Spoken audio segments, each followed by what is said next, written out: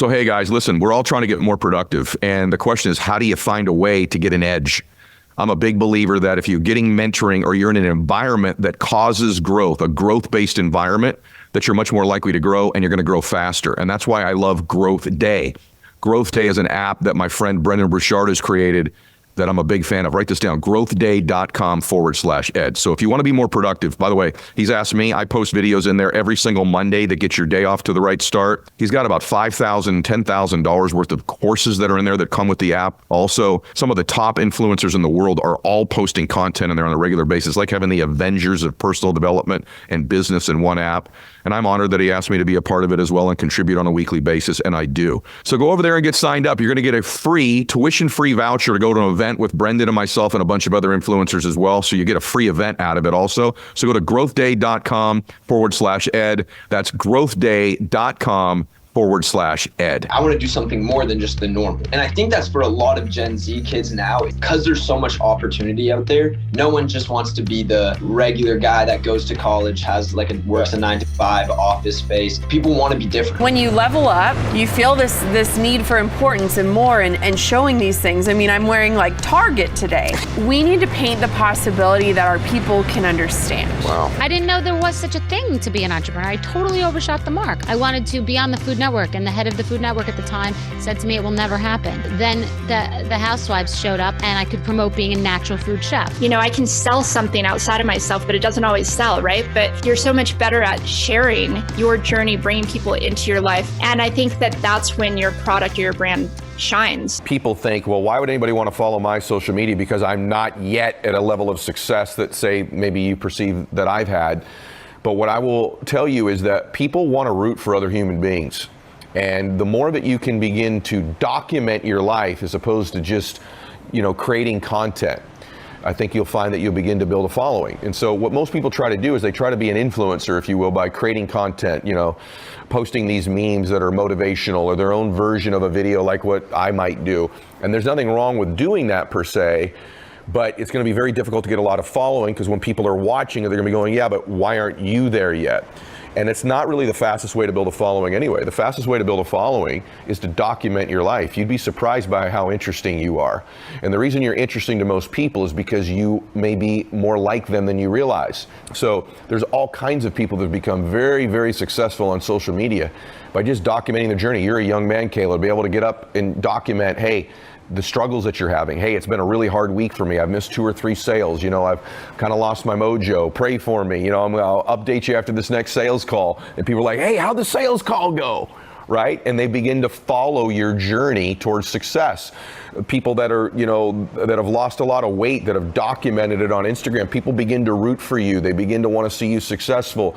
And Caleb documenting that hey, I just had a great visit with a client, and this is what's just taken place for me, or this is the difference I was able to be made. I feel so good about myself. Always wanted to help people. And so documenting more of what's going on. There's so much stuff on social media that's like, hey, here's my picture of me eating whatever. Here's me celebrating. Here's a filter there.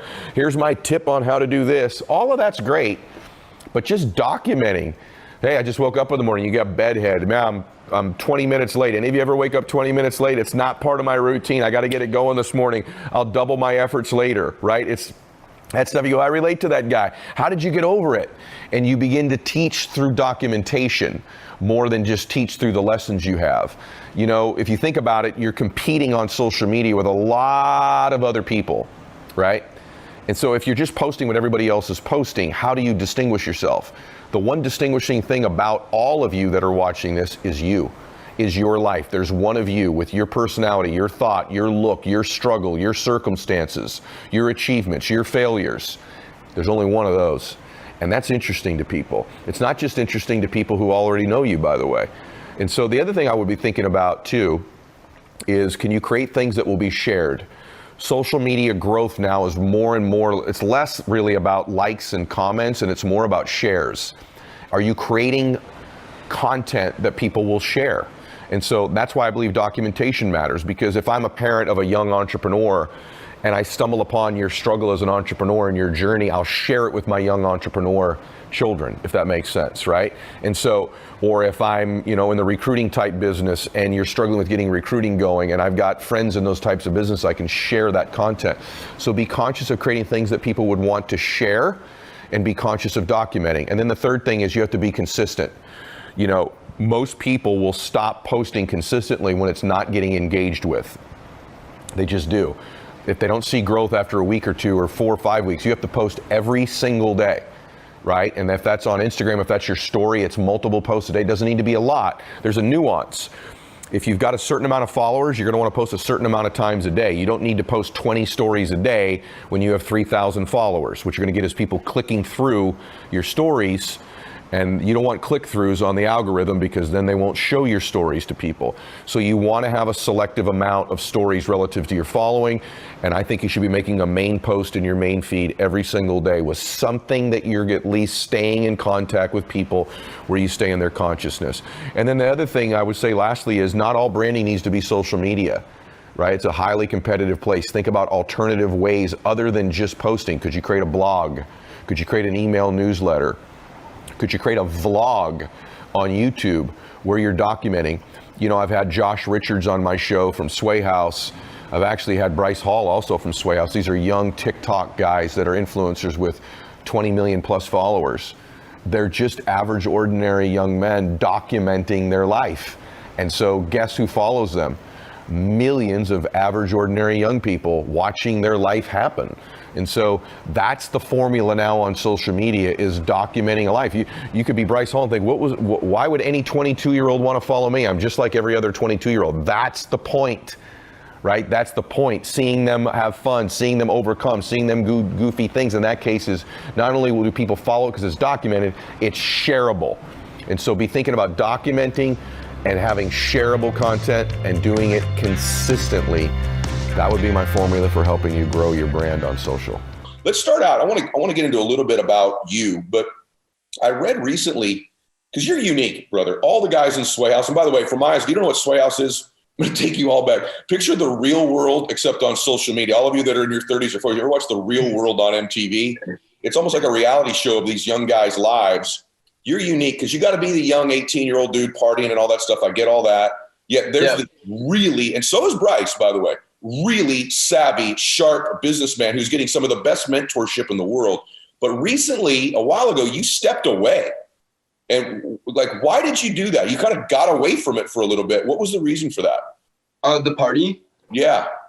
I think what ended up happening is we wanted to show everyone our true authentic selves at the very beginning, because no one was doing that in social media. Everyone was putting up a character, and I was actually signed to a manager for 2 years that didn't let me post any of the content I wanted. He would monitor every single video, every single story, every single tweet that went out on my account.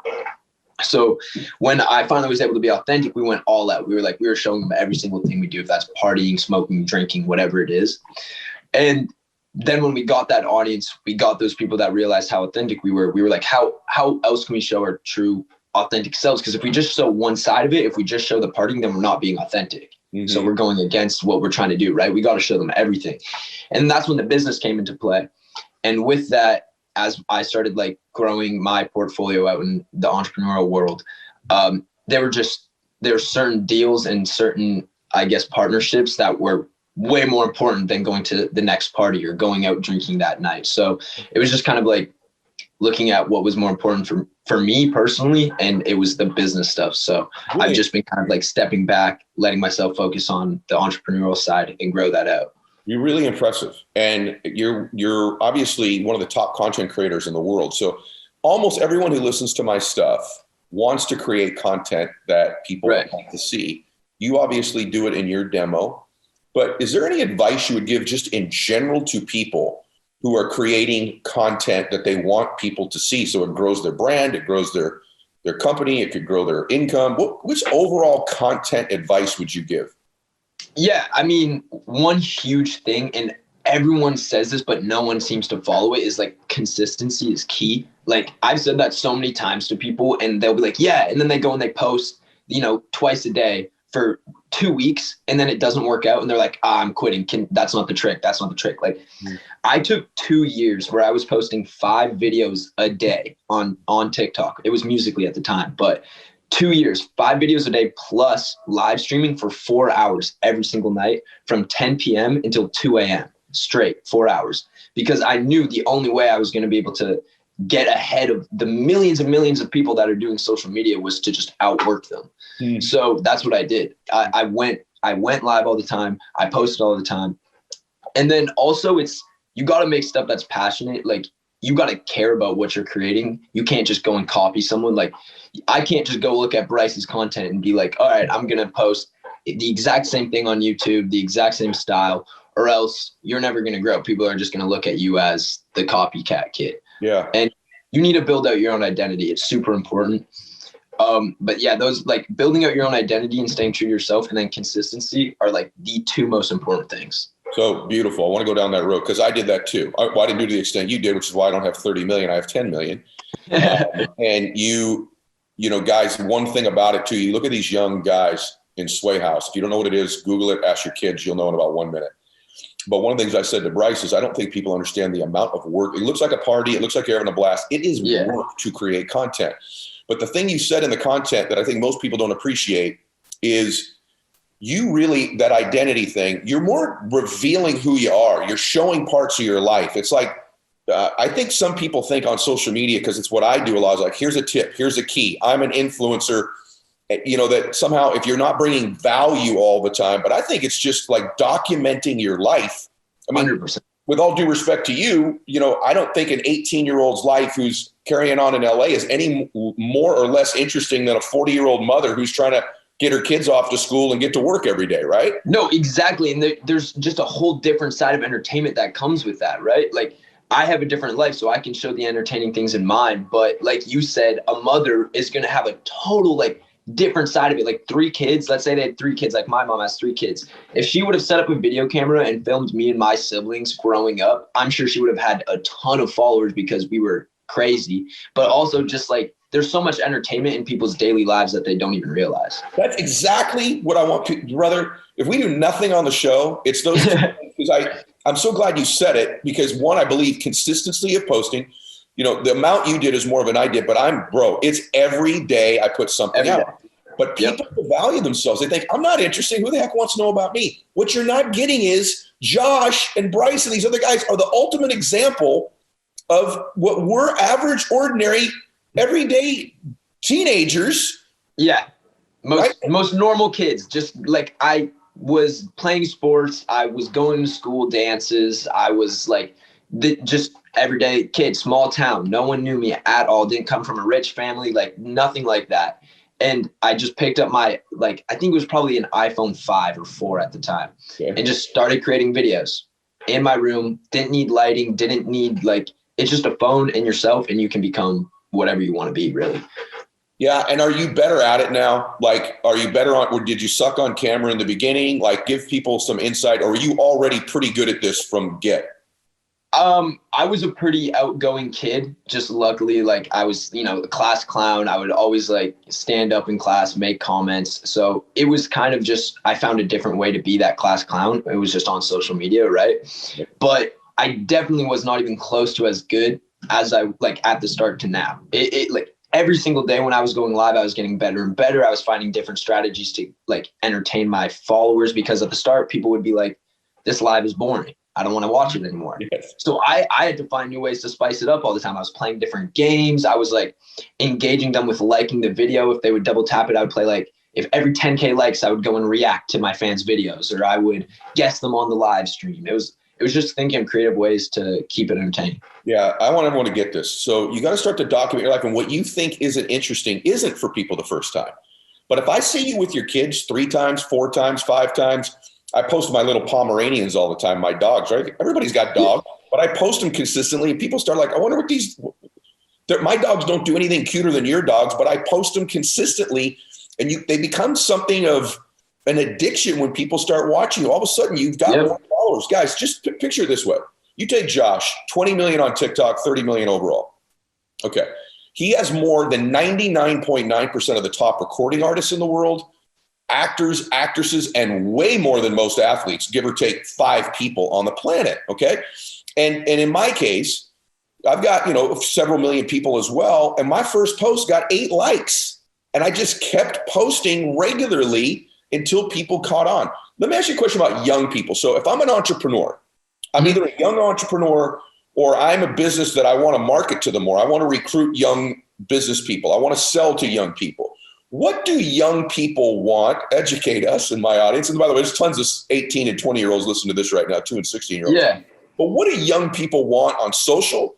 And what do young people want in terms of their ambitions in their career? What's important to 16 to 30-year-olds right now? I mean, for me, I always looked at like the workspace and I was like, I want to do something more than just the normal, right? Like, and I think that's for a lot of Gen Z kids now is because there's so much opportunity out there. No one just wants to be the regular guy that goes to college, has like works a 9-to-5 office space, like the same old, that tradition that everyone's done since like college has been a thing, right?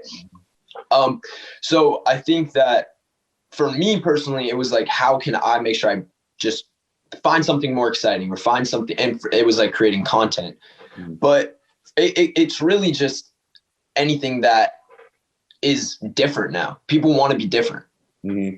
Do you think that young people, like from a business standpoint, here's what I'm finding. I interviewed Damon John recently from Shark Tank.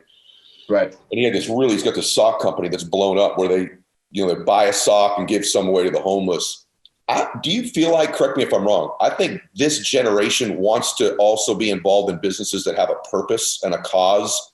Maybe it needs to be more than just the business, right? Like Dog for Dog, the company that you brought up with Snoop Dogg. Yeah. It's not just like a better dog food company or healthier kibble. It's every single time you go and buy a bag gets donated to a shelter. Like the euthanization in the United States is ridiculous. I'm pretty sure the last time I looked it up, it was like 700,000 dogs are killed a year in shelters.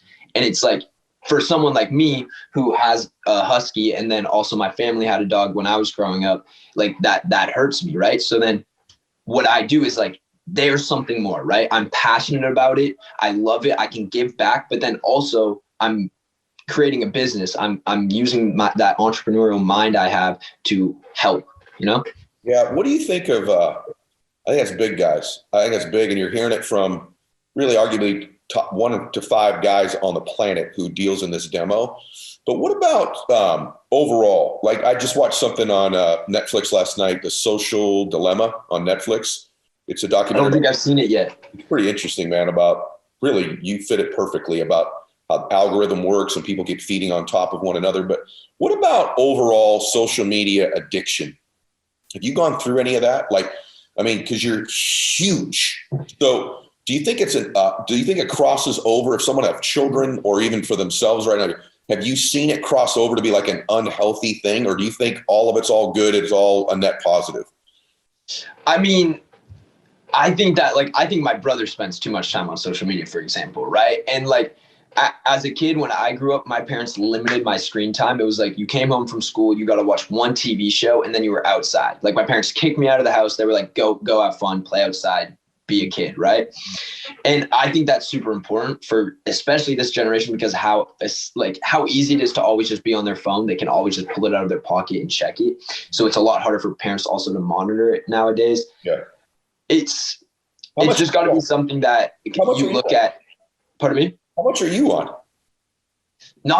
Honestly, I only go on my phone for posting, doing podcasts, like when I'm tweeting, and then I get off because I spend so much time on it doing work. It's like, it's become something that I don't even like doing for my spare time anymore, besides maybe watching Netflix or playing video games with my friends. But there's always like some feeling of being around people when I'm on social media. So it kind of adds to the friend value as well. Yeah. I want to remind everybody that I'm talking to an 18-year-old right now. So I just want you to listen to the amount of poise, articulation, intellect, experience that this young man has. And by the way, when you go to TikTok and look at his content, you're going to go, that's not the same guy because he's revealed. But when we listen to your podcast, I do see that guy. So, right. All of you, because I'll be honest with you, TikTok started, I blew it. I'm like, I don't get it, man. I'm not a dancer. Like I'm, right. And now I'm seeing more and more entrepreneurs and business people finally get viral on that platform. I'm curious, as someone who's on the leading edge on the planet in social media. So you've got Instagram, you've got Facebook, you've got Twitter, you've got YouTube, you've got TikTok, you've got Parler, you've got all these things. Yeah. Give us a glimpse as to what you see over the next 5 years. Like, what are your insights about where social's going? Well, what we saw with TikTok was like quick form content, which we hadn't seen since Vine, like in that video format. Like everyone went from Vine, and then YouTube blew up with the longer form, like 15-minute videos, 20-minute vlogs. It almost felt like you were watching TV, but about your favorite person every single time, right? And then as David Dobrik, and introduced these like 4-minute vlogs, people started getting more and more used to this quick action, like always climax in the vlogs, just best content you can get for 4 minutes and 20 seconds. And then when TikTok came out, you get 15-second videos or even shorter. So what I think is going to happen is that there's going to be these short video platforms for probably the next 3 years. And then it's going to boom again in the like 5 to 10-minute videos. Really? Yeah, I think that kids are going to love the short, like their short attention span. That's how Gen Z is right now. Like they just want to watch a video and then go to the next, go to the next, go to the next. I think that TikTok and videos like that are going to move to more like 60 to like 3-minute videos. You do. At least I think there's going to be room for that soon. Very good, man. Because you guys know that I said this earlier, but he's a founder in TalentX, who's like a TikTok management company. It's one of the things that Josh is involved with. So for me, I want to ask you, I want to stay on social because everyone listening to this is on social. So let's just stay on that topic for a minute. So I'm fascinated to hear that you think it's going to go the other way, which sort of favors me a little bit because I'm not saying anything or doing anything in 15 seconds. But I'm also become a pretty big believer of not relying on one platform. Because you got to spread across platforms.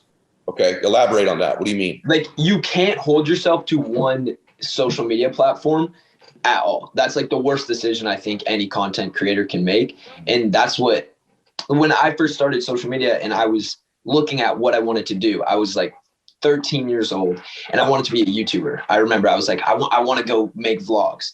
But I also saw how hard it was to grow an audience on YouTube when you just start on YouTube.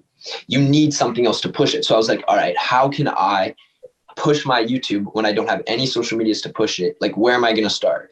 Then I saw Musically and I was like, look, this app is this anomaly where you can grow quite quickly on compared to all these other social media platforms. Let me start on Musically just so that I can push my YouTube, which is actually what I wanted to do the whole time. So it was like, I was never just focusing on one platform ever. I was always branching out. And then when I grew my Musically, I was like, all right, I need an Instagram because what happens if that disappears one day? What happens if Musically or TikTok, we saw TikTok almost got banned. Right. Imagine you were just a TikToker. What would happen to you? Yeah, I think so Amanda Cerny's a friend of mine. She's been on my show. She was huge on Vine and then like one day it was gone. Yep. And so I want everyone to hear this too. Is like, and you may stick better on one platform than the other. Like try YouTube, try making some content there, try putting up stuff, right? Yeah, and I wasn't even good at YouTube at the start. Like, I remember being so, like, nervous or almost, like, unsure of what to say when I was staring at the YouTube camera and filming because it was so different than a live stream. Like, it was a completely different thing. So don't, like, go on YouTube, anyone that's listening right now, and then be like, oh, this is too awkward. I'm too awkward. It probably took me 3.5 months to finally get comfortable behind the YouTube camera. And I had already done social media at that point for 3 years. So this is very interesting to me, you guys. Like you would think that it's different in his age to grow your brand and your business, and it's not. It's the same principles. It's just he's better at it than everybody else, and it's a fact. So I really appreciate you saying that. Now let me ask you. I'm loving this, bro. I'm pulling everything out of you I can. Let's talk a little bit about entrepreneurship, but inside that. You're conscious of, see, I think people should, if they're not good on camera, like write a blog, have something relevant, create an email list, do something. Don't you agree? Like find some way to expand your reach. People do business with people they know nowadays. People used to say, it's such a like, since I've been in LA, I've found so many times I will get brand deals or I will get a business deal just because I went to a dinner with someone. Like I went to a dinner with that person, we become like friends or we're on a good level. And then they're like, oh, wait, that Josh kid, I remember him. He would be perfect for this. Let me call him up. And boom, there's a $50,000 brand deal. Or, oh, look, I'm on a jet to Dominican Republic to meet Vin Diesel, right? Like those things have happened to me just because of networking and knowing the right people. So like when people say social media is important, or like you're saying, even an email list, a blog, whatever, it is so important to do that networking to keep moving up and up in that entrepreneurial world. Yeah, because this is the truth. You're one relationship, one contact, one person seeing your video, one person reading your blog, one person away from completely changing your life. I mean, 100%. even you and I are here because I had dinner with Bryce. Michael's there. He goes, you got to meet Josh, and now we're doing something together, right? Which will expand you into a couple million new people in my market. I'm going to meet a couple million people in your market, and we're networking. If you go, well, I only got 80 followers. I've got 300 followers. You're one away. It's crazy how quick it happens. Like I remember like yesterday having my first video on Musical.ly hit 1,000 likes, like my first ever video. And then it seems like just 2 days after that, I was signed to my first manager. And then a week after that, it seemed like I was on a tour. Like it happened so quick, and it's really just because of like the people you need to know. Yeah, I totally agree with you. And so everyone, get out there, talk to more people, do it your way. Mm-hmm. Let's talk about your podcast, BFFs with Portnoy. What are you doing there? What is that all about? So I've been looking at my social media content, and I've found that personally, I knew where I wanted my identity to go, but I wasn't taking the right steps yet. I'd done some of the stuff. Branching out into YouTube was a great idea. It was adding depth to my personality, because you can't really see a lot off a 15-second dance video. Like you said, like people listening to this podcast will go watch my TikToks and not even think I'm the same person, just because it's so different, right? But I've been trying to touch into the male demographic as well, because I'm so strong on the female demographic and want to step into the sports world. I grew up like an athlete. I played sports my entire life. So that's why that was such a good move to go on that Barstool podcast with Dave. Dave is huge in the guy demographic. He has a little bit of the college fan base, which is older as well. And it has a lot to do with sports, which I love. So it was just this perfect crossover, because I feel like Barstool also sometimes has trouble reaching the Gen Z, which I reach very well. And also on the female demographic, they don't reach Gen Z very well. So I think it was just a perfect crossover where we both were touching into each other's demographics. Yeah. You are a product of mentors too, brother. So you can't have the amount of wisdom and insight you have without seeking out mentorship. And I was struck even with Bryce by, we went to dinner with a couple other guys, and how much he listened closely. And then also told me who else he has sort of working with him. Talk in general, Josh, about the importance of finding mentors and coaches for everybody listening to this. Yeah, I mean, I can probably think of like 5, 6, 7 very important mentors in my life since I moved out to LA. But just to know that you have the ability to send a text to someone that's been through what you're going through, or to get advice, have a different set of eyes, a fresh pair of eyes, look something over, if that's, a deck for an investment, if that's what your next play is going to be in a business situation, or whatever it is, like, it's just a comfortable feeling. Like, I'm able to shoot off these texts to billionaires or people that are very wealthy and have done what I'm trying to do. And they give me advice, or they'll hop on a 15-minute call with me and just go through what I need to vent out, What you do, though, that people don't get, first off, you should all be seeking a mentor. But when you are one like me, let me tell you what you watch. Do they do what you ask them to do?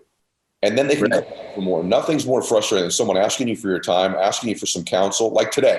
Today's a mentor call for your social media, for you moving into the younger demo, and we're telling you things you should be doing. Get on more than one platform, post more consistently, document your life, tell a story, right? We're talking about those things you need to do. Build your identity and your brand.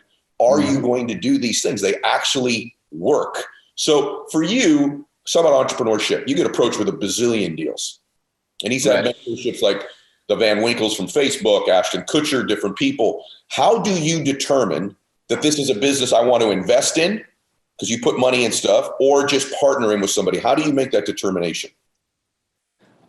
Sometimes it depends on like the product, like how passionate I can get behind the product. But a lot of the times it has to do with the founders. Like when I see a good founder, or I believe in a founder very strongly and I know they are a good one, they're going to make it work. Great founders always find a way to flip their product, change it if it doesn't work. Like, they find a way to succeed and make you have an exit, right? So a lot of the times it's looking at those founders that are involved. Do you work on yourself at all, or are you too young? Like, if you started kind of reading, are you just kind of mirroring what these mentors give you? Are you how do you grow your own identity? How do you do that when the whole world's telling you you're amazing, you're 18, 30 million people, you can't walk out of the front door? He's back in this town outside of Toronto that he's in right now. I can't even imagine when you go outside there. How do you, and the reason the question is this is let me tell you what I mean by I ask it. A lot of people listening to this have had some success. And I think they grew to get to that success level. And here's what I watch with humans. They get to a certain point that maybe exceeds where they thought they'd ever get. And they get comfortable growing themselves. You got it. So what are you doing about that? So for me, like, I'm analytically tracking. I'm a very analytical person. My dad's a calculus teacher. So I was just like, I remember being like 4 years old, and my dad had the timetable out, like the 12 by 12, going through it with me, making me memorize every single times table. Like, so I've always just been a person that's driven by numbers. So what I do is I'm tracking my numbers all the time. If that's like in growth, if that's like how many likes I'm getting per post, how many comments, like how many people I'm converting a day from my TikTok to my Instagram. And when I'm tracking that stuff, I'm making sure it's never going down. Like, that's what keeps me driven to just go up, up, and up. The only thing I have to say about that is, like, you just need to make sure you don't lose yourself in the content and trying to always beat the old content by going crazier and crazier, because I think that is a road we went down. Like Sway, when we started getting in a lot of trouble in the media, there was a point when we were just always trying to outdo ourselves, and that got us in trouble. But we kept going and we kept pushing ourselves forward. So in the end, we made it work. But you just can't get comfortable. If that's putting yourself even in uncomfortable situations, like starting YouTube or going on a brand new podcast, or like just add depth to your portfolio, so then you're never comfortable. You guys were listening to an 18-year-old. I mean, so just what you said. So, I coach large groups of entrepreneurs. I have something called the RT Syndicate where I coach entrepreneurs. One of the things I'm psycho about is tracking metrics and data. I cannot get over how many people that are either entrepreneurs or even in like fitness. So they say they want to get fit. They don't track their calorie intake. They don't track their water intake. They're not specific about the weights and the reps, right? You know this. Yes, I know. I'm tracking my calories right now. I'm trying to get, every day I'm trying to get like 3,500 calories right now. Yeah, and I'm trying to not eat 3,500 because I'm more than double your age, right? But same exact thing. You're trying to gain weight, but like, how are you going to get super fit if you're not tracking it, if you're not measuring your body fat? As an entrepreneur, I mean, so many entrepreneurs, they don't know their data. They've got no idea how many contacts are, how many leads, what's in the pipeline, what their revenues, and like, it's brilliant to hear that on social, which is your main business, you're a psycho about the metrics and the data. It's awesome. Dude, I've been someone that's been so focused on like the customer since day one. Like, how I blew up on social media was not a natural way kind of to blow up, I would say. I feel like I cheated the system, and I don't think people are going to be happy to hear this, but what I pretty much did is I had Musical.ly, right? I knew this platform, it was easy to grow on, but it was going down in relevancy. So I hired my sister on a 15% commission-based salary when I was 14 years old. And I was going live on the platform because I found out you can make money on the platform. The other thing I found out was when I went to the leaderboards on the live stream app, they actually showed you a list of the top 250 highest donators. So the people that donated the most money in a live stream. So while I was live every single day, I would get my sister to go through all those 250 people, tap on their profile, follow them on my account. She'd be logged into my account. She'd follow them, like 7 of their posts, and then unfollow them and swipe off.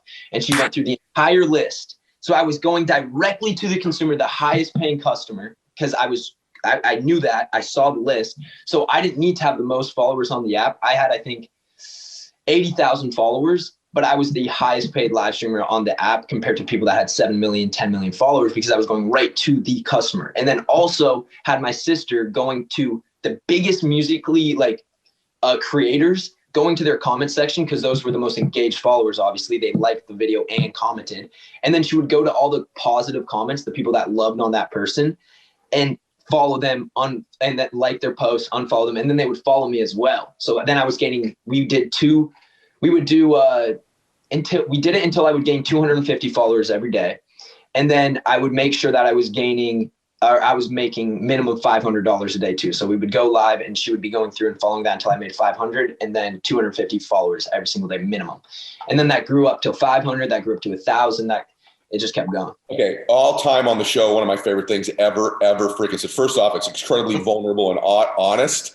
Yeah. People are going to be like, Josh is a fake social media thing now because I think we're a little past you having to worry about that. Like, yeah. People ago. But everybody stay on this. Okay. A couple things to unpack there. Number one, a dude with 30 million was literally going back and liking 7 a day and getting that's how you grow. How many of you are doing that? So my social media team's watching us do this right now. They are going crazy because when we started, I'm like, listen, after I make my post every day, I want you to go to Tony Robbins and Gary Vee and Tom Bilyeu and Grant Cardone. I want you liking this many of their posts. I want you commenting on these. They're like, that's not going to get us anything. I'm like, absolutely, yes, it is. And so we would micromanage it so much. And still with my team, I'm like, we need to reply to this many comments. We need to like this much other stuff. I'm a psycho about it. Now, you listening to this, those of you listening, do you do that stuff with competitors, with peers, with people? Do you comment and like in different people's communities? Are you there consistently? This is how you grow something when it's not just your content. Second thing I just want to say is how many of you can't get Josh because he's one of the most famous dudes in the world, but how many of you have a person that thinks like Josh in your life? So for me, when I started, it was my son, Max. He'd do the likes. He edited my podcast. He sort of helped me with content. You got to have someone in this age. It's probably your kids, guys, who's like, hey, just go over there, right? But you got to have someone. You were that person, both the creator and the person doing it, right? It was you. Yeah, I mean, I was luckily able to do both, but my sister was a huge help as well. Like being able to hire someone and just be like, all right, she knew as well she was making money every time she was going through the follow list. So she loved to do it too. It helped me a ton. And then it's it didn't just stop there. I made sure like you said on Instagram, I would comment on Shawn Mendes photos or Justin Bieber photo. And I would try to get a lot of likes on my comment. I would try to comment something relatable or funny under their posts. And then I would gain followers from that as well, on my Instagram. And the crazy thing is a lot of people would, if they ever saw you doing that or caught you doing that, right, they would be like, you're a scammy social media kid. You're that's not how you can grow. No one can grow that way. They would call you out on it. They would try to expose you, whatever. I never got caught because I was good at it. And look at where it brought me. Now I'm all the way up and I'm at the top. It took a lot of work and it was actual work. It wasn't just hoping a video would blow up. I was entrepreneurially finding a way to get famous on social media because I knew I could do it. I just knew it would take work. Brother, awesome, freaking awesome. And by the way, it does work, and it may not blow you up to 30 million followers, but it might blow you up by 6,000.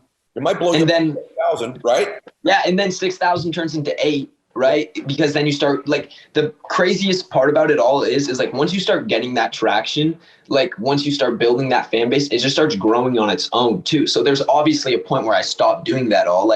After probably two years of doing it, I didn't have to go and like all those posts anymore, or I didn't have to go and follow and unfollow people. I didn't have to go into that donation part and do that to make money. I could do it on my own now, and I would get pushed on the app naturally because I was already one of the big creators. You just got to do it for a long enough time, work hard enough so that it starts growing on its own. Yeah. And the principle of it is, brother, is to do things other people aren't willing to do. So exactly. This is why it's one of my favorite things all time said on the show. I've had tons of social media people. I have the biggest dude I've ever had on because here's actually what I did.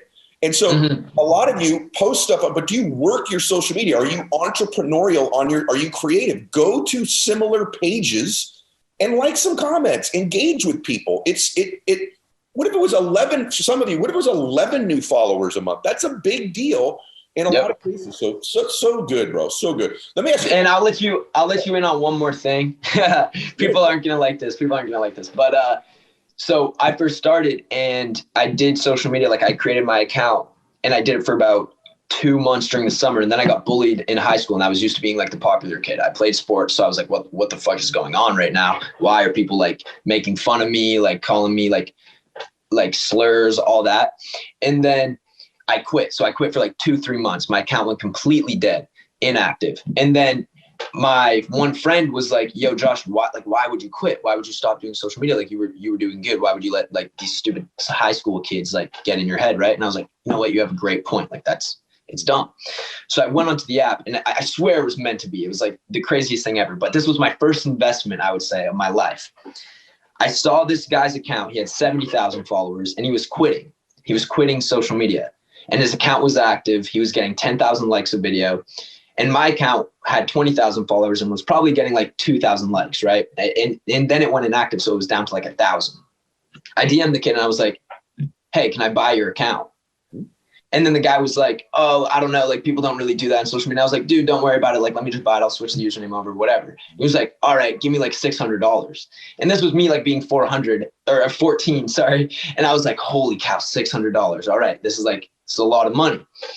So I sent him the $600, but that $600 turned into my 30 million follower account that's on TikTok today. So that was probably the best investment I've ever made. Like the multiple on that investment was crazy. Talk about rate of return on $600. Oh my. Yeah, I know. Get entrepreneurial about your social, right? Just do 100%. it. So good. All right, last question, man. I enjoyed today, brother. Yeah, it's a great combo, man. I got to come on this podcast all the time. I would love to have you on all the time, and they would love to have you on here all the time because, guys, listen, you're talking about a young man who's involved in like tons of different businesses and different sectors, different segments. He's an actor, he's a writer, he's a musician. He's got a music with 100 million downloads on one song. Like, it starts with having his 14-year-old sister start liking stuff. This is what I want everybody to get. You may not get to 30 million. What if you get to 30,000 or 300,000? Work your social media, work your brand. It's not just about the content. But I got to tell you, when I told family members you were coming on, and so this happened with Bryce too, brother, I got to tell you, the amount of influence you have on young people is striking, like the responsibility that comes with it. So I'm talking about my nieces and nephews, and bro, I've had some of the most famous people in the world on. I say I got Josh coming on, they're like, what? Oh my, and it's a demo that buys. It's a demo also, though, that right now it's kind of a vulnerable demo, man. There's a lot 100%. Of young people that feel alone. Their suicide rates are up. There's pressure because there are such successful dudes like you to be successful very young. And if you're 23 and you're past your prime, there's all of that stuff. So I just want to give you the floor. I want the parents to hear this. And if they have children, play this part at least of the show. What would you just say to kids? Like overall advice. I give you a microphone, which you have every day, but now it's not a 15-second video. Just young people. Here's some of my counsel to you as a dude you all kind of look to. Well, the first thing is like something that you said there that like I feel very, very responsible for is like with power comes responsibility. That's something my dad said to me day in and day out every single day as a kid, because he always felt that I was going to be something more than just a regular kid. So I have that tattooed on my arm. Like I live by that. And just the one thing I want to say to everyone out there is you got to stop comparing yourselves to the people on social media all the time, because that is the highlight of people's life. Like that's what I think people are missing. Like you post on social media, like no one posts on social media now when they look bad, which kind of sucks. Like I remember Instagram used to be the most casual thing ever. Like I would post a picture of my smoothie that I just made, right? Like it didn't need to be this like over edited, all that. But like everyone tries to compare themselves to these models on Instagram, or guys might try to compare themselves to the Sway Boys on Instagram, whatever. You got to stop doing that, because obviously we don't post like the worst photo of ourselves. It's strange. I think I get why people do it. They just got to get over that. The same thing why I love TikTok though, is because it's created this notion where you don't need the quality, you don't need the lighting, you don't need the camera, which is awesome. So that's why, I just love being able to post on there too. Very good advice, brother. Comparison is a formula. I did a whole podcast on it for adults and young people. Comparison to people's highlights, comparison to the best 1 minute of their day, comparison to their best lighting, comparison to your former you. Even comparing a year ago or you at a different moment in your life. It's a thief of bliss. It's a thief of joy. And I could not agree with you more. And I do think it's more pronounced with younger people, but I think it's an epidemic with all people. is comparison. Getting into business for you started out with, like, you buy a camera on Craigslist or something, right? Is that how all of this starts? Every bit of it. Take us through that a little bit. So I went to school for business, Okay. and I had this idea of success. So to me, success was a business suit, high heels, corner office. Yeah. And I used to tell people, gosh, someday I'm gonna have this corner office, and my husband's not gonna work, and I'll come home and I'll kick off my high heels, and I'll have dinner ready, which is so weird because it's not really like a common female vision. And so I get into corporate world and I hated it. And I was so disappointed that I hated it because where I'm from, you get a salary and benefits, like you've made it. Like that is making it. And I felt disappointed where I was like, I thought it would be better than this. And I think that follows you through everything. Yeah. But at the time, I was planning my wedding with my college sweetheart, Drew, who's my husband. And I have always just loved pictures. Like pictures to me, it's just like, just brings you right back. And so I was like, I'm gonna buy this $300 camera and I'm gonna take pictures while we plan our wedding. And long story short, I just was passionate again. And I feel like the corporate world sucked so much from me. And it wasn't a bad company or it was just not for me. I didn't like climbing a ladder that I didn't want to climb. I didn't want people telling me what the next level was if I didn't want it. And I think I saw people glorifying busy. Yeah. And that was it. And so it all started from a camera. Amazing. And that went into like wedding photography and all that. One thing I noticed about your Instagram page, and everybody, you should check out, what is your Instagram, by the way? It's Jenna Kutcher. Okay, it's easy. Yeah. And you should check it out because for men and women, particularly women, it's beautifully done. Thank you. It looks beautiful when you look at it. Yeah. Is that conscious on your part? Oh, so conscious. And from what sense? So branding to me has always been just so fascinating. Yeah. I mean, I analyze logos and typefaces and colors, and like if I had any other job, like even I was walking in your house and I'm like, that arched window. Yeah, you do. You probably walk by that a million times a day and never pay attention to it. And I pay attention to all of that. And so being a photographer, the like editorial side of things to me is so important. And I want to draw people in because it's pretty, but I want them to stay because I'm talking about something. So for me, I'm analyzing all these little details. I was like, I want to give Ed feedback on his brand. You should. Because Please. To me, you can attract and repel. And a lot of times we just do things because that's how we've always done them. But for me, everything is intentional. What would you give me feedback on? Oh, you want to know? Well, why not? Let's let everybody hear it. I want to hear it. So when I look up Ed Mylett online, and I understand that it's part of the vision and the messaging is you're selling a lifestyle. Yeah. But you know what's so different is like, you should be selling your heart. Thank you. And the way that you show up, the reason why you have the following you do, the listeners you do, is because of your heart. And so I think it gets lost in the lifestyle. And for so many people, if I watch a demo reel and there's your jet and this home and all of that, I can't relate. Yeah. I still can't relate to this day. I mean, we live in this little suburbia place in a home that we're so blessed to own, but a lot of people that follow you, they just want to make another $1,000. Yeah. They just want 10 hours back with their children. And so a lot of times when you level up, and I'm feeling this right now, I'm feeling this in my life, is like you feel this need for importance and more and showing these things. I mean, I'm wearing like Target today. You know, I'm like, oh gosh, like is Ed's wife gonna have designer, which she doesn't. No. But you feel this like next thing. And what I've realized, and I think what the secret is, and we'll talk about this, I'm sure, is that we need to paint the possibility that our people can understand. Wow. You know? Yeah. And so we're painting the possibility that our peers get. They're there. Yeah.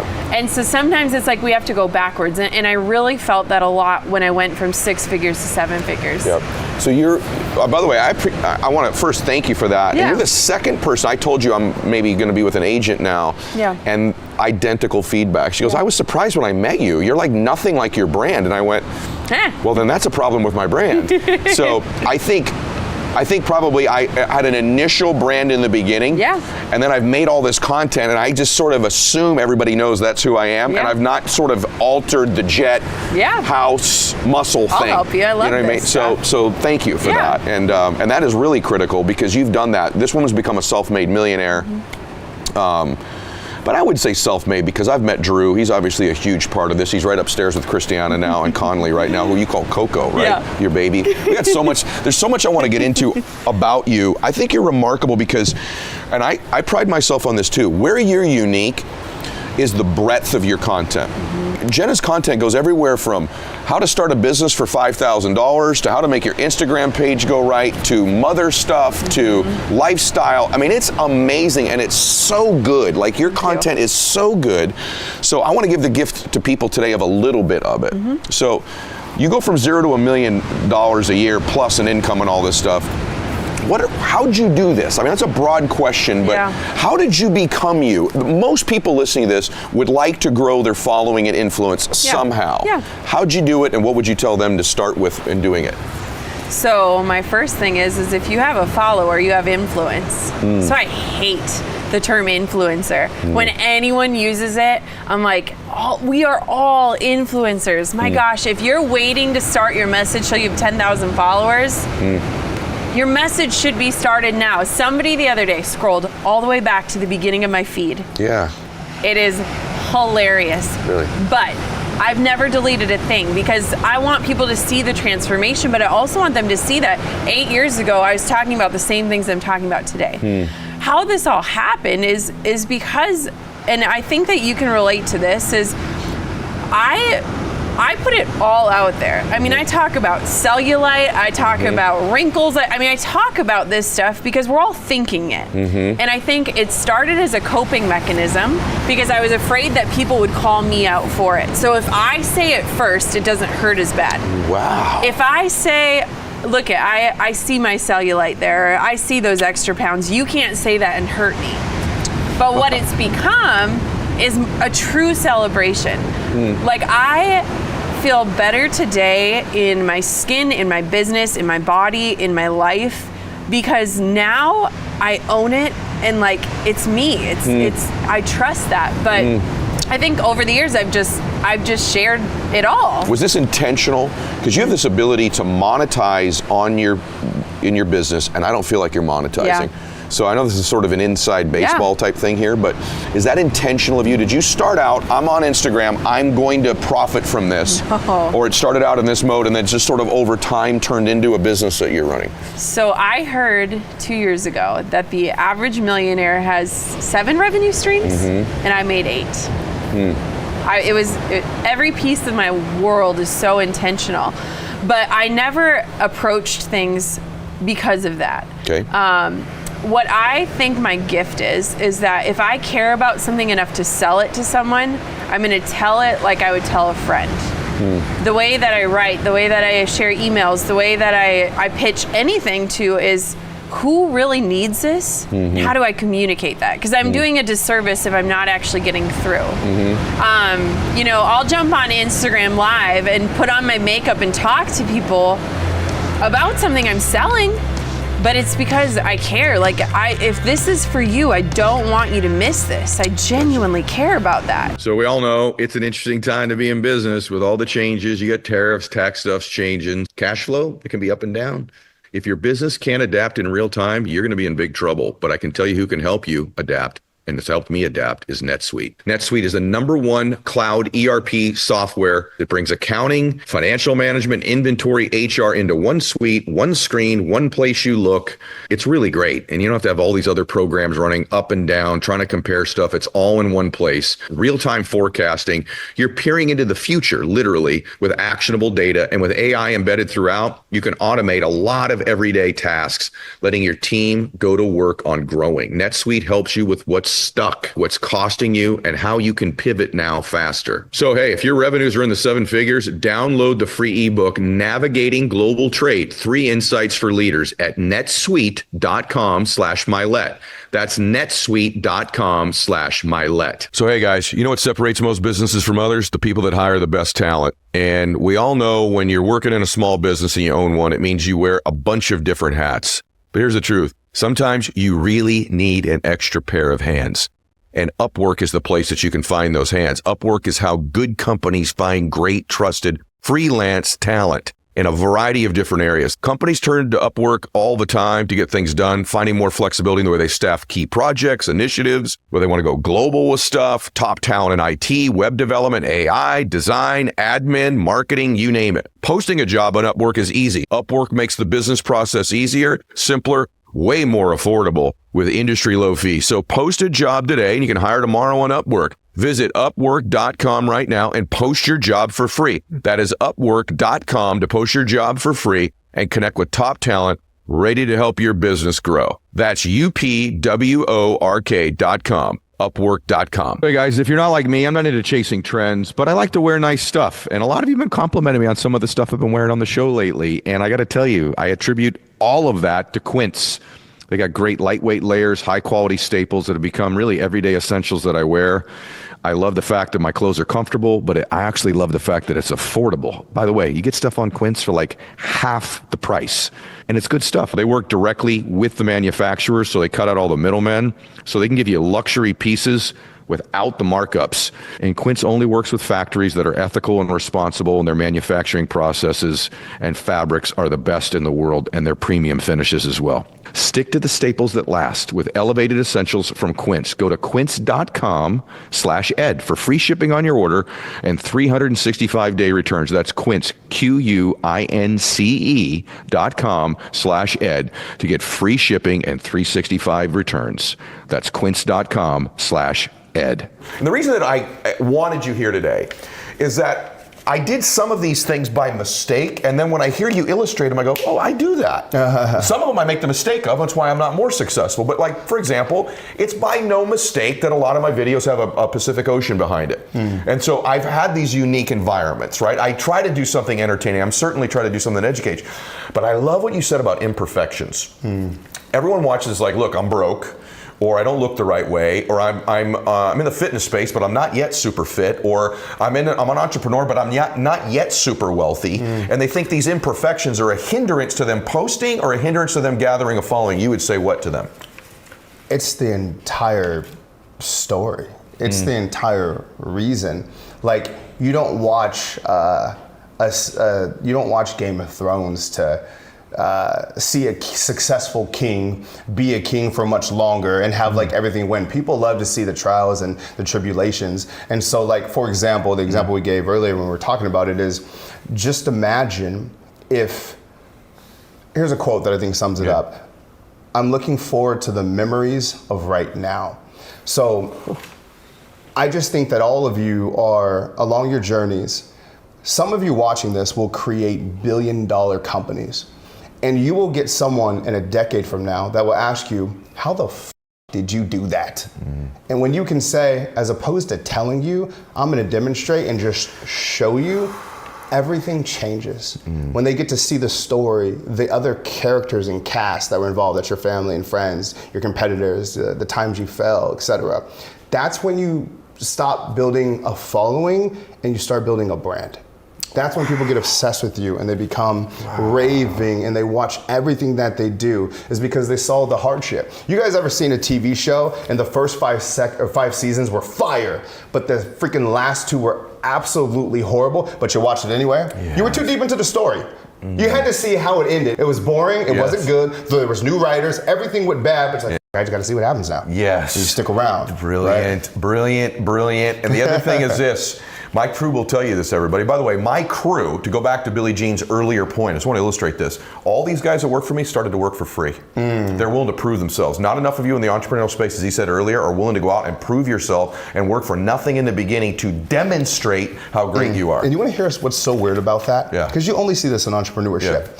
Yeah. If all of us are going to be doctors, let's say we decide to be like open heart surgeons, we understand that it's going to take 4 years of undergrad, another 4 years of of grad school. We know it's going to be another 4 years after that of residency. We know to do that, we're going to have to invest and borrow $300,000. We know we're going to have to eat top ramen and crash with people that we don't want to live with for all of that time. And we understand that. Only in entrepreneurship, we're like, yo, I'm going to buy this one course for $200 and I'm going to be rich in 6 weeks. So true. Where did the patience go? So true. Why do we think we can skip the steps of success in entrepreneurship? It's weird. It's so It's weird. weird. But Like, no one says it like that. No one No. compares it to another career that you might be successful in. And that's 100% true. By the way, the other part of it that's even more crazy is the people who are entrepreneurs who aren't even willing to invest the capital to learn these things. And then they think they're going to become successful. It's extreme. Like if you're not investing in programs, you're not investing in advertising, you're not investing in podcasts like this, like you're crazy to think you're going to become successful. Why? It's because all the content that we see as entrepreneurs is destination. Meaning when you watch your episode of Shark Tank, all you see is the pitch, and then 2 seasons later, you'll see the update of how they made $1 million. Therefore, you believe that's what the truth is. And as we come up to this next 5-10 years of content, we're going to see more journey, and those expectations will change, and people will get educated on what it really takes to be an entrepreneur. I like what you said about documenting your journey is brilliant, and it's my great regret that I sort of built most of my career during a time when I didn't document it because there wasn't such a forum. And now my content that's the most engaged with you guys is when I'm documenting. It's the vlogs I do when I go speak at different events, and so people love the documentation journey. I find myself watching people's content, you guys, this is me, who aren't even successful yet. Yeah. But it's just I'm fast, and I love documentaries on Netflix. Like the number one thing I watch, I love watching. I love reality TV. I love documentaries. I love sports. They're all the same exact thing because they're documenting the journey. So you don't have to be on the other side. The other thing I just want to acknowledge, and I'm going to ask you a question because this is like some of my favorite stuff we've ever covered on the show, is that your imperfections work. So one thing about the show, everybody, and then Billie Jean's going to talk about this. I don't shoot the same video 10 times. And so when I shoot a video that you see, almost every single time, unless I completely screw up, it's one take. They know me around here for doing one take because I'd rather post something with a slight imperfection because I think it engages the audience better. 100%. Because I want the imperfections, I want the real thoughts, I want the interruptions, I want the hesitations, because it's those real things that on your content, it doesn't have to be the perfect picture with your FaceTime edit and every filter and every word right in your post. Do you speak to that, especially even captions and everything? Big time agree. Okay. And let's just simplify it all. When people are watching your content, well, actually, let's take a step back before that. Yeah. Entrepreneurs that are watching this, if your customer believes you 100%, they would buy all of your stuff. Accept that truth with me. So for example, if you're a coach that helps people get X, Y, and Z result, if they actually believe that you were the person to get them there, they would give you money every single time. If there was a business coach and I believed I would triple my income as a result of working with them, I would give them money every single time because that's the logical thing to do. So when you're creating your content and when people are stalking you, all we're looking for is one question. Can we trust you or are you shady as That's all we actually care about. Even when if you got kids or something like that, or you're on Tinder or all that stuff, when you're stalking someone and you're going back years back to see their pictures and what they do, you just want to know, can I actually trust them? So true. Are they not a serial killer? Yeah. So the imperfections are what make people trust you. Oh my gosh. When someone is so dialed in and they're buttoned up, the first thing you say is, ooh, something's off about them. I don't know, just everything, every word was perfect. They seem so rehearsed and they're so polished. Something's off, I can't trust them. Even take our president, but if you like him or not, listen to me. He was the most imperfect candidate that you could ever imagine. He said inappropriate things like that, like whatever. There was a piece of him that everybody related to, which is like, damn, he's not perfect. Okay, let's stay on that just for a second, because I want to agree with what you just said about something. And by the way, it's zero politics here. I have a theory about voting for president because I think when you look at that, it'll actually tell you how your whole business life should work too. I have two theories. One is the more imperfect person, that's the more real person, what I call vulnerability. I talk about vulnerability, typically wins. And secondly, the higher energy person. So I mean, that you just nailed the second thing. It's a fact, because if you go back to those of you that are political, historian types, go all the way back to Kennedy, Nixon, and pair the two candidates against each other and ask yourself which one was higher energy. Higher energy. Yeah. Kennedy or Nixon? Kennedy. You can go all the way through Jimmy Carter, Ronald Reagan, Mondale, right? Go all through all of it. Bill Clinton and whoever, George Bush's dad, right? You can go through all of it. Go George W. Bush. How George? Because he got to run against, no offense, but he ran against Al Gore and John Kerry, slightly higher energy than those guys. Barack Obama, John McCain, higher energy guy, right? Barack Obama, Mitt Romney, higher energy. energy, right? And quite frankly, Hillary Clinton, Donald Trump, higher energy wins, and the more real person wins in every single election. I started seeing TV commercials for Facebook like 3 or 4 years ago, and they were advertising this one thing. It was called Facebook Live, which a lot of people are familiar with now. You click a button, now you're live broadcasting. So what Trump's administration did is every single city that he was campaigning in, they went Facebook Live. Really? Hillary wasn't. And this is huge. Like if you look at the difference of reaching more people, like statistically. So what would happen is, let's say Hillary's at a rally. She's reaching, 10,000 people in the room. Donald's same place or different place, 10,000 people in the room. He's Facebook Live. Wow. That 10,000 turned into 3 million. Wow. She lost by default. She was outreaching people. He was outreaching people in so many ways. People don't realize it. The difference was Facebook Live. I don't care what any historian says, everything from a marketing standpoint. If you look, the difference was Facebook Live. It reached more people. Wow, that's brilliant. And by the way, you can go back you talk about this stuff. You can look at this. You can go to this page. Go look at them. And obviously a lot of you know the Barack Obama's history. When Barack Obama was people did not know who he was. When he was just running on the Democratic side, it was his utilization of social media that got him to go right past Hillary Clinton when he ended up winning the nomination, then ultimately the presidency too. The point is, how's this transfer to you? Energy matters in creating content. Energy is influence. And obviously utilizing these different forums, and also imperfections are a value to you, not a negative. And I'll throw a third one. Okay. Trends and timing. Okay. So for example, like you said, Barack, he came on just when social media got going. Trump, he leveraged Facebook Live right when it first got going. Right now, you guys, that same thing, that shift, that paradigm shift is happening with video.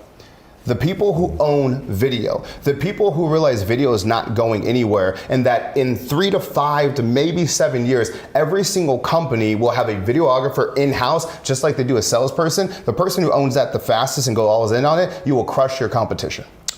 Oh boy, that's huge. It's real. So listen, that's real, everybody. Did you hear that? The faster you just accept that truth, you're ahead of the curve. You have to be documenting the journey. You got to have a videographer. Someone listen to this, and so they're not on the Real Housewives, but now social media is an individual's reality show if they choose it to be. And for me, I was a successful entrepreneur way before social media, but I feel like business lately is no longer who you know, but it's more who knows you. A lot of it is who knows you.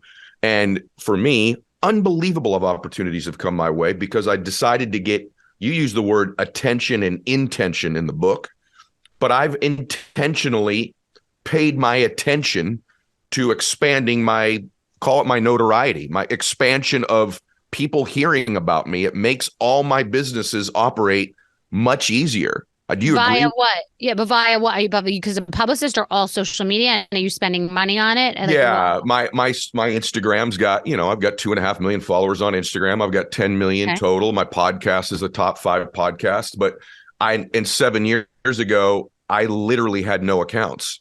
I didn't. Wow, that's crazy. And so did you spend a lot of money on that, or not as much? No, none. Like I had, my son was my guy.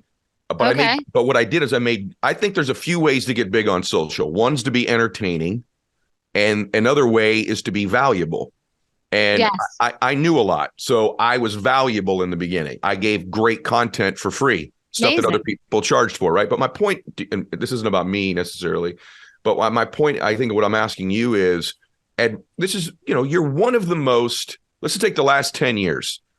You're one of the more iconic brands of a female entrepreneur / entertainment person. I don't even know what that means, but you know what I mean. No, I do. I know because there aren't that many women in business that are also humorous and entertaining, that are, you could be entertaining while also being intelligent about business. And I'm finding, because of all the offers I get for TV shows and different opportunities in the business space, there aren't that many women to go to. Yeah. And by the way, opportunities keep coming your way, even if you haven't been successful at every single one of them. You had a talk show you talked publicly about. I didn't like doing it. It didn't work. Bam. Now you got another show. You got a best-selling book.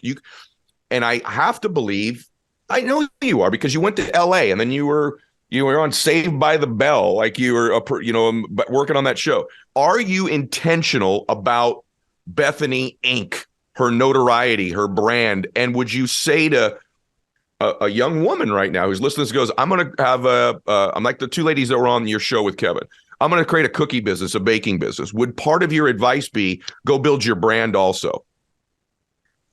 I just don't think that way because, yes, and you have thought that way, and it doesn't mean there's a right or a wrong. Mm-hmm.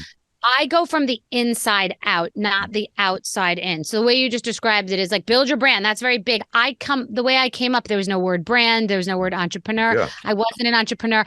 I liked healthy food. So I went to school for food and healing and became a natural food chef. I liked pashminas. Sorry, I found a pashmina. I liked it and saw a hole in the market. So I ended up selling them, hundreds of thousands of them. I go from the inside out, but that's not that it's right. I sit on Instagram by accident looking at blush and then say, oh, wait, the people are listening. I drink a drink, talk about it, and then hear, wait, the people are listening. Like, I feel the connection. It's like two people, you're rubbing two sticks together unintentionally. You're like, whoa, that was something. So for me, I realize what's resonating and what's true to me. They have to align. So if I'm talking about what's going on with my medical health and saying, I'm so sick of people preaching about or vaccine or everything being political, or if I decide to say a rant on Balenciaga, that's part of my brand in that I'm a person who's known to be truthful, like me or hate me. So that translates into the beauty. It means you're being truthful about products, and it translates into on television with Kevin O'Leary and people's businesses. So my brand ultimately is truth and just straight up no chaser.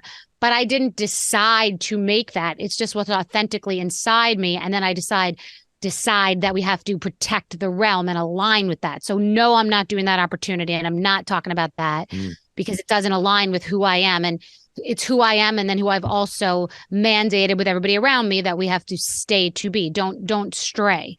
And if you're going to stray, you're mentioning this is an outlier.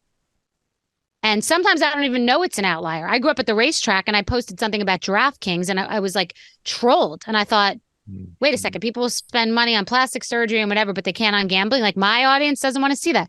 So I'll either not do that again because I understand their perspective, or I say this is where the rubber meets the road between us. Why do you do all this, Bethenny?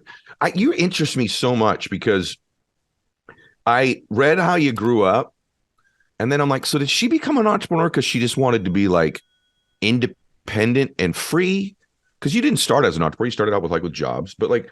No, I didn't want to be an entrepreneur. I didn't know there was such a thing to be an entrepreneur. I totally overshot the mark. That's what I'm saying. Like, I don't have any plans, ironically. I wanted to cook on television. I wanted to be on the Food Network, and the head of the Food Network at the time said to me, it will never happen. So then the housewives showed up and I was, baking cookies and doing all my stuff. And I didn't want to do it at first. And then I thought it's not that easy to get on television and I could promote being a natural food chef.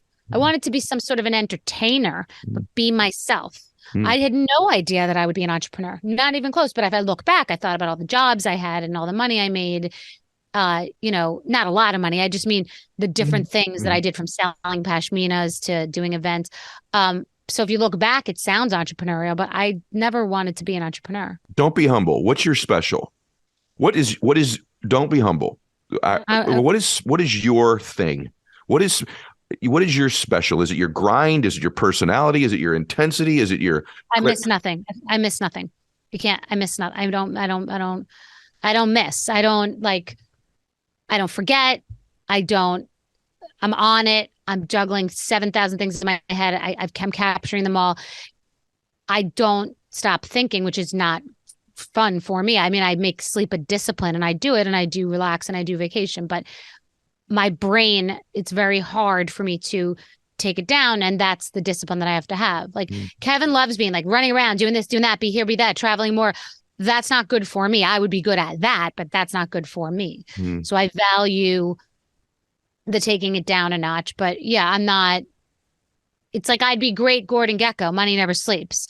I don't want to be that and I don't want that life. But if money never sleeps, then I'm in the right business. Are you happy?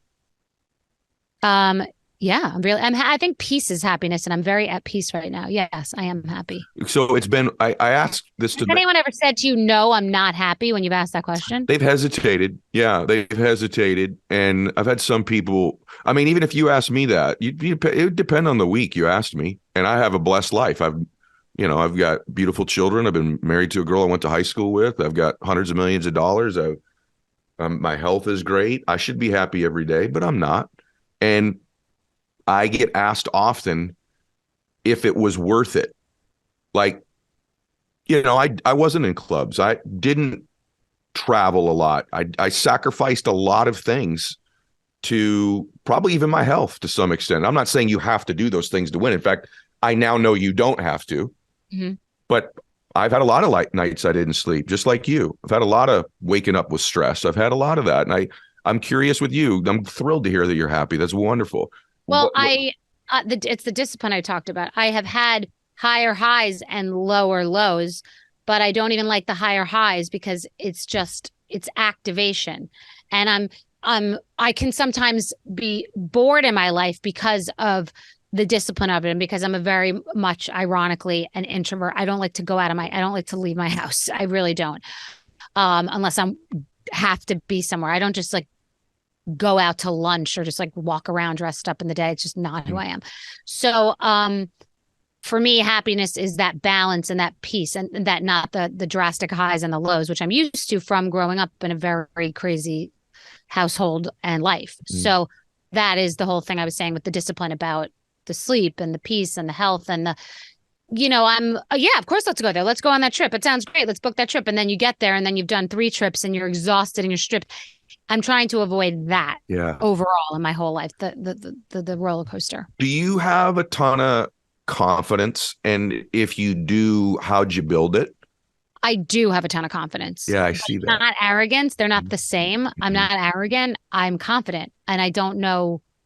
It's upsetting, and it's such a waste for people to not be, because it's based on something inside of their head, their psyche, their emotions. And it's I know, because I have noise about different things, but not about confidence, like about, am I good enough? Can I get that? I just like plow through everything, just like walk into it. Oh, I didn't, walk through the liquor business when it was back then all about men, like walk through, didn't even know it was all about men, didn't realize it was run by men, marketed to men, no idea.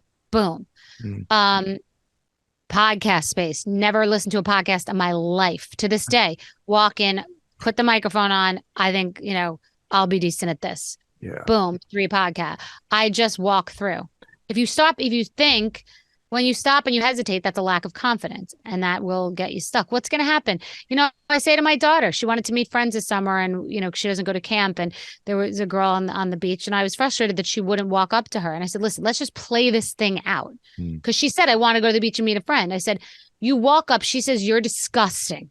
I never want to see you again. I don't want you to ever come up to me. I hope I never run into you again. She says that. You didn't know her. You lost nothing. You never see her again. You don't know who, like, there's nothing. You don't walk up, but what happens if she wants to be your best friend and she's the best friend for the rest of your life? You didn't walk up to her.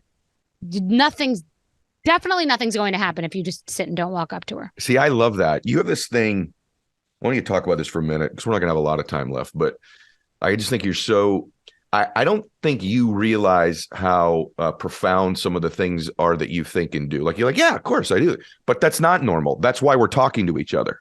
Right. And I don't think that, I love when people that have great things about them kind of aren't aware of it. And I think most times when you're really great at something, you're like, it's no big deal because it's something you already own.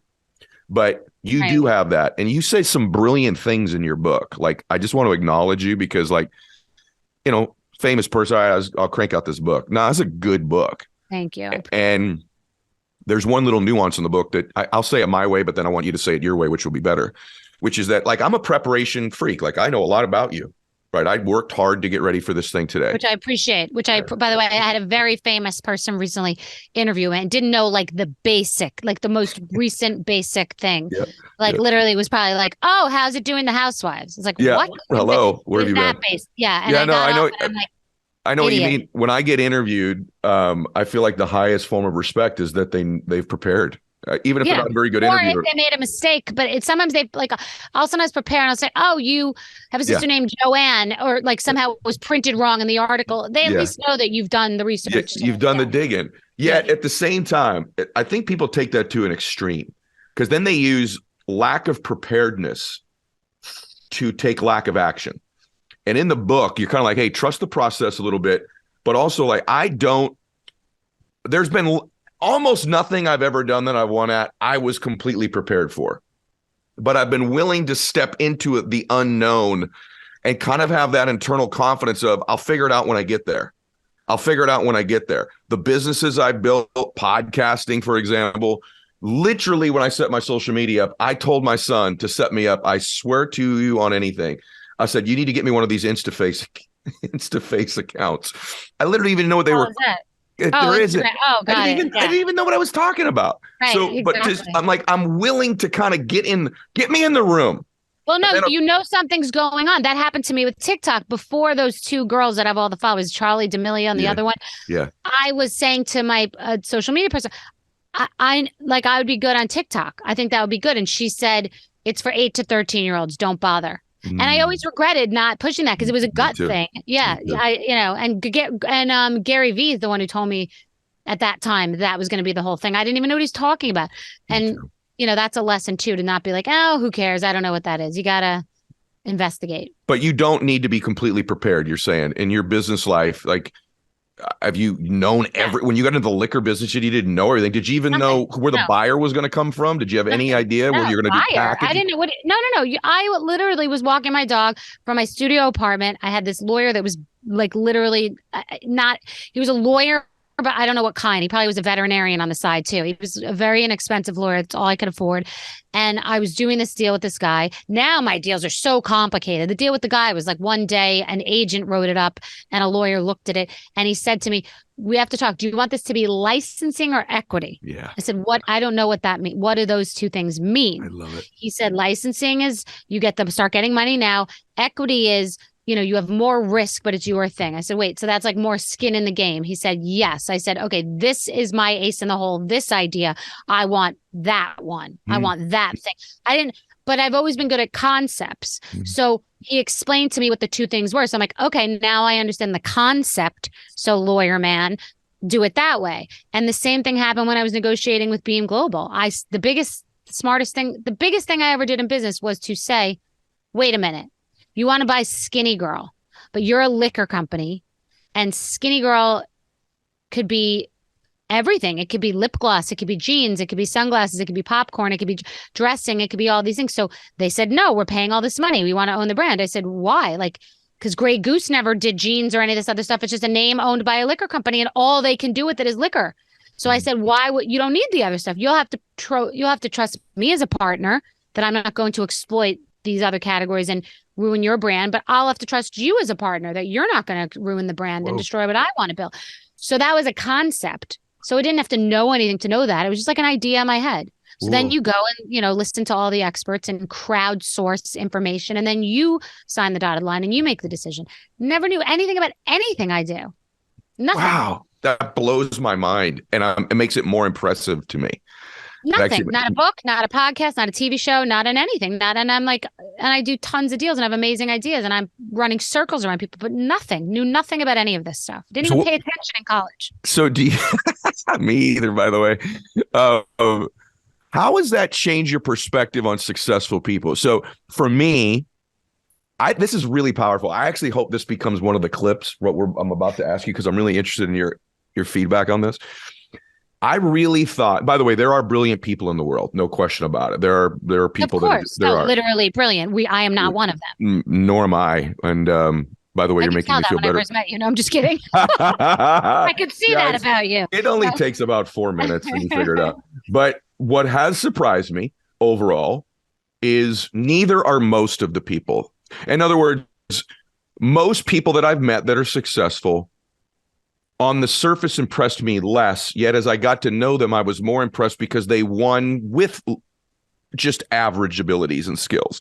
And so take someone in I'm picturing like a young woman or man listening to this right now. They're 25, they're 30 years old. That's still young to me. And they're like, I'm intimidated. And I think this is a huge factor. I'm intimidated to get into that room to make a deal. I'm intimidated, afraid to start a business, even have a conversation. I don't know anything either. These people are smart. I have found Mark's an exception. I think Mark actually is a brilliant dude. Cuban. You mentioned Cuban Very, earlier.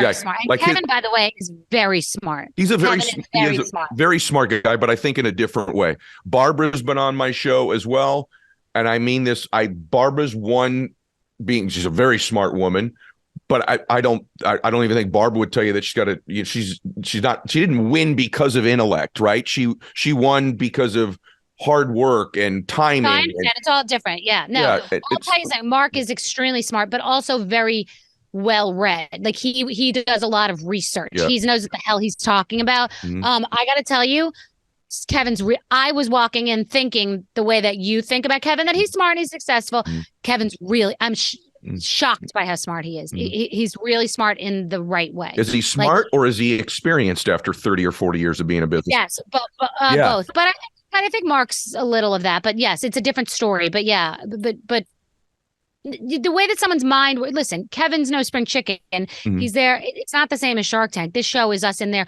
10 hours, brains fried, and him just, it's being on. It's not just experience. It's being on and quick. Kevin is like that. Mark is like that. I am like that. I can't name 5 other people like that. Okay, but I do. And I think what you just said is really important. I think I've never said this out loud in my life. I think one of the successful traits in people is their ability at some point to process information and make decisions more quickly.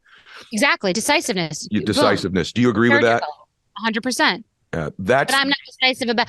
I will be in I only sweat the small stuff about like a purse or spaghetti or what are we eating or what are we doing? Where are we going? What's the hotel?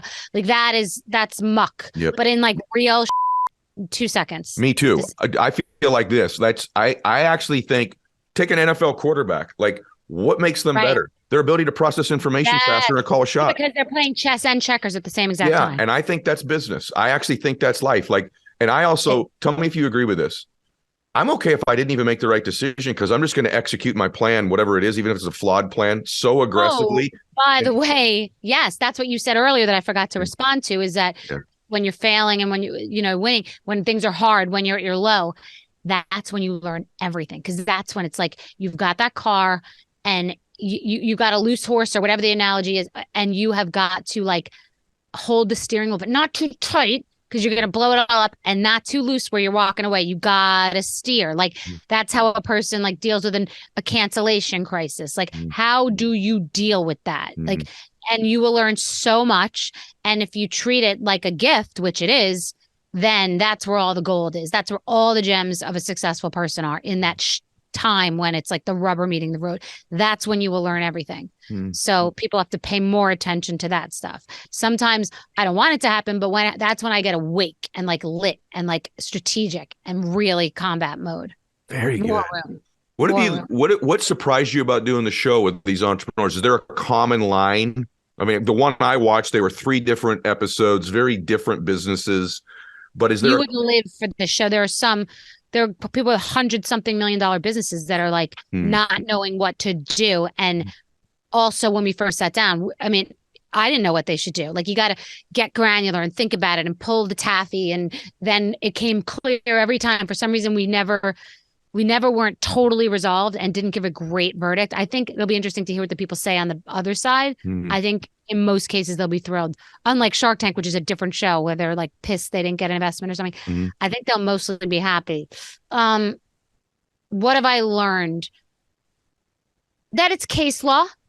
That the more, all business is case law. You do something one time, it works. You have that in your tool chest. Oh, you do something, part of that failed or was just not the best. That's part of your tool chest. Now take yourself on to the next one.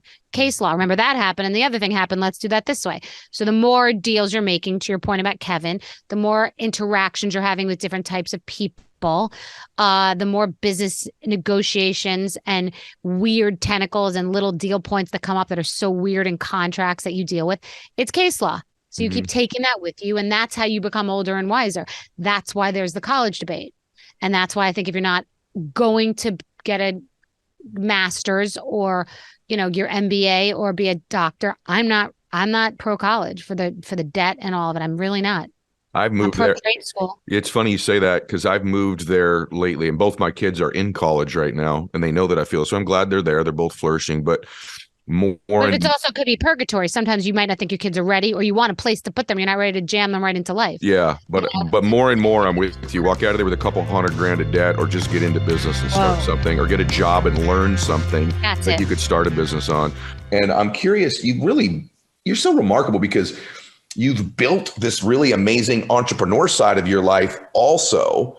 And you've built a brand. I feel like maybe one of the keys to your brand is just your authenticity and vulnerability. But is there anything you would give advice on to who maybe an aspiring entrepreneur or an entrepreneur who's like, I want to be better at building my brand, but I just feel like a lot of people just think, I don't really have anything. I didn't lose my legs before, below the knee. So who really wants to pay attention to me? Obviously, we want to pay attention to you because your story is so compelling. My story is not that compelling, and they discount themselves. What would you say about building brands as an entrepreneur? I mean, I think, the more you know yourself, the more you'll be able to build your brand where other people believe in it, right? Yeah. So you do have to know your story. And I believe we all have stories. It doesn't have to be a story like mine. I mean, we all have things we've learned along the way. Like, what is it that makes you you? And what is it that makes you want to put this brand or this product into the world? So the more you know that story, I think for me, I connect with people who are authentically share their journey and their story and their passion. It's very easy to share something outside of yourself. And I have to check myself at times too. I can sell something outside of myself, but it doesn't always sell, right? But you're so much better at not selling, but at sharing your journey, bringing people into your life. And I think that that's when your product or your brand shines, really. So I think storytelling is key. I mean, these days with social media, everybody's selling something, right? But the ones who really sell you on it are the ones who can relate, who can say, this is why this is so helpful, and this is what it's done for my life, and I can show you that, And so I just think it's important to know the story, your story, and believe that your story is valid. Believe me, I didn't even think mine was. I mean, everything I've gone through, I would think, why am I being asked to stand on stage and talk to, Fortune 500 companies? Clearly they're successful. Clearly they know what they're doing. Why are they asking me? I don't know anything more than they do. But what it comes down to is knowing my truth, right? Knowing what's helped me. And that's what's actually built my career, is just knowing my perspective matters. And your perspective matters. And so I think we have to kind of dig into ourselves a little bit and not try to sell something outside of ourselves, but have it authentically come from our experiences. And that's what people relate to. Like, people do relate to vulnerability.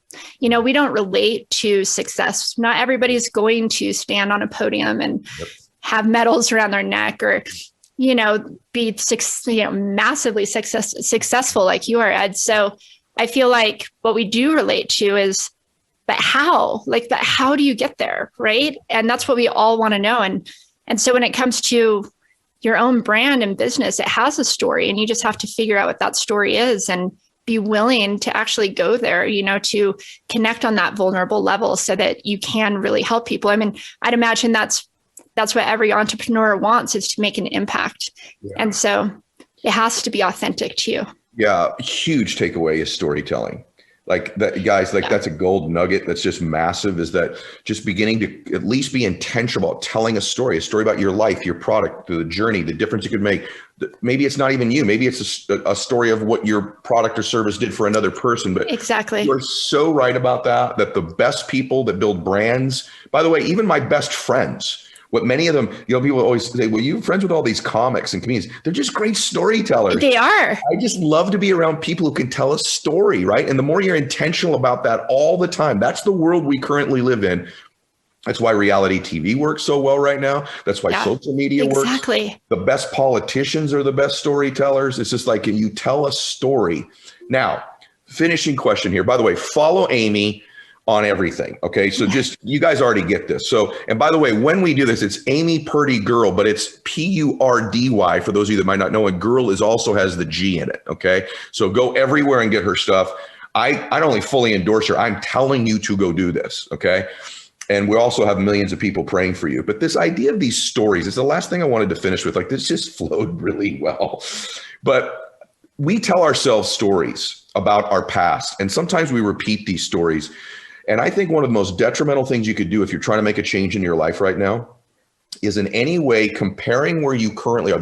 Comparison's terrible, comparing to other people. But one thing we do to really harm ourselves is we sometimes compare ourselves to what we used to have or we used to be. So even a relationship you're currently in, if it's in the 10th year, comparing it to the 6th month isn't fair to the 10th year. It's not as new and as exciting, and comparing it then isn't fair. Comparing yourself. And so I picture this beautiful soul that you are.